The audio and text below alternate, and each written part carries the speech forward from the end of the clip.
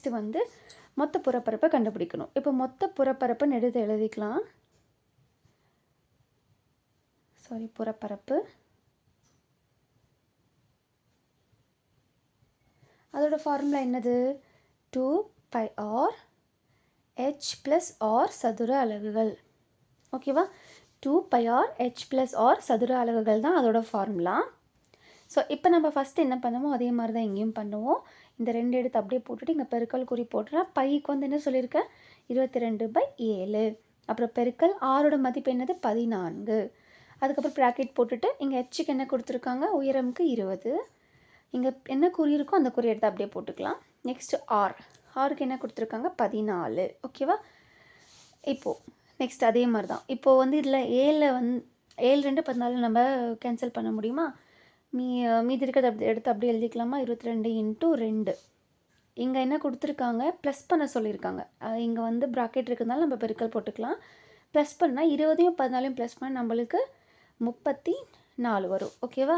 Same அவ்வளோதான். இப்போ 2 22 பெருக்குனா நம்மளுக்கு 44 வரும். 44 2 பெருக்குனா 88 வரும். 88 34 பெருக்கணும். பெருக்கலாமா? 88 பெருக்கல் 34. இப்போது 4 8 எவ்வளோ?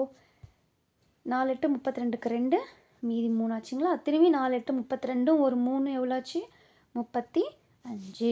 அடுத்து 3 8 24க்கு 4, மீதி 2, 3 8 24, ஒரு 2 26. இதை கூட்டுங்க பார்க்கலாம். கூட்டினா நம்மளுக்கு எவ்வளோ வருது? 2992. அப்போ இதோட ஆன்சர் வந்து எவ்வளோது? 2992 cm².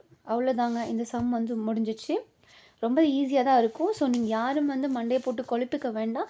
ஃபஸ்ட் ஆஃப் ஆல் நீங்கள் இதை கம்ப்ளீட் பண்ண வேண்டியது ஃபார்முலா. அதோடய ஃபார்முலாஸ் வந்து உங்களுக்கு தெரிஞ்சாலே நீங்கள் சம்மை வந்து ஈஸியாக அட்டன் பண்ணலாம். ஓகேவா?